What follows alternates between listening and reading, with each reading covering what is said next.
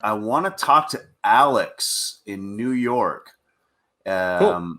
Yeah, Alex wants to talk about how polygamy should be legal in the United States. Alex, is that accurate? You're live with Puck and Christy. Greetings and salutations. Yes, I believe that polygamy should be more legalized, meaning it should be more allowed to marry multiple people and should be more openly accepted.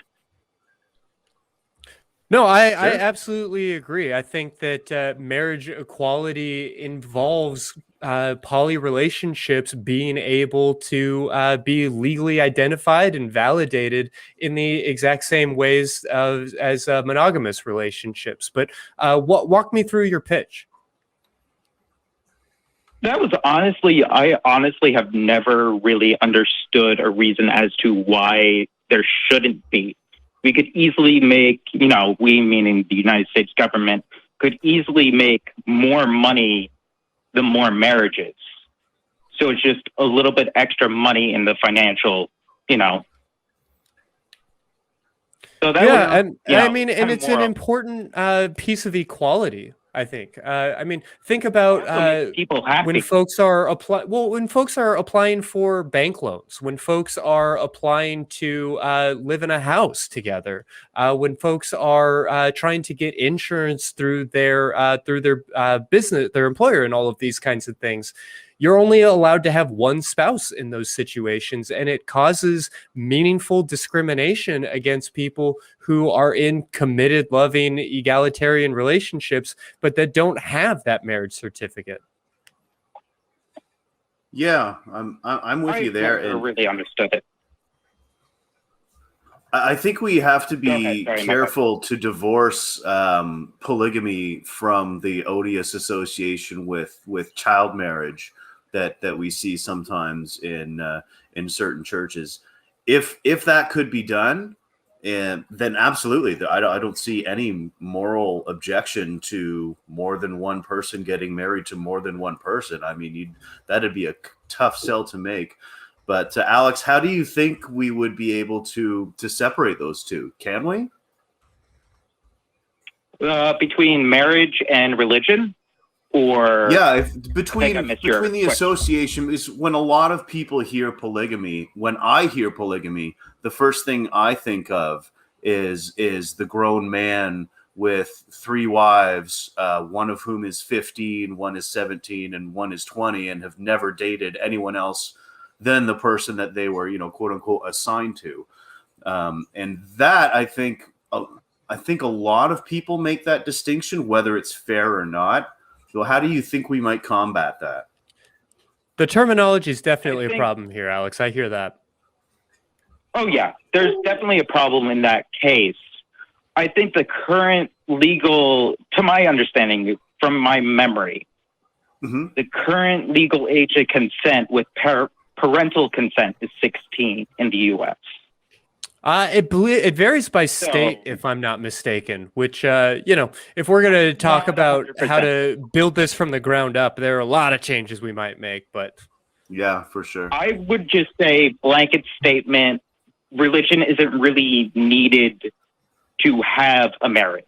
You can have, a legally binding marriage without religion, and that's fine. Totally, yeah. Because if you bring religion into it, you have to include all the religions, including LaVeyan Satanism, all of them. It doesn't matter. You get into questionable territory where it's just better to not include religion whatsoever. I see where you're coming from there. It should be, in the betterment of people. It should, be a little bit more, I guess, organized. Anybody over the age of 18, there has to be communication, and there has to be some sort of laws, definitely passed. Lawyers should definitely be involved to some degree. Yeah. Give me half a second. I definitely don't disagree. I mean, I do believe that marriage rights should be the same for everybody in this country. And if we were going to Sim City our country from the ground up, I think that we would want to have a conversation about whether or not things like insurance should be tied to our employers, and should they be tied to who we're married to, and should it be difficult to get a bank loan on these lines, and should government even be issuing marriage license? I mean, that's a question that I am genuinely willing to ask. But people were asking the same thing before gay marriage was legalized. People were suggesting that, well, maybe we should just do away with the institution, perhaps not the institution of marriage, but the legalization of it and the licensure of it and all of those kinds of things. And I don't disagree with that notion. But what I will say is, so long as so much of our society is built on it the way that it exists currently, we need to make sure that we're extending those rights to everybody. Yeah, my only thought that I'm adding to this is that, this is understanding if monogamy or polygamy were to be legalized, that anybody entering to the marriage would have to have the consent of all people who are in that partnership. But I think you're already agreeing with that. This is a conversation I've been trying to have for a long time, where if we can look at the situation and say, well, this is ridiculous, any two people who love each other and want to commit to each other should be able to be married. It's not a very far stretch from that to say, well, that's ridiculous. Any number of people who want to be declared in a marriage together should be able to be married.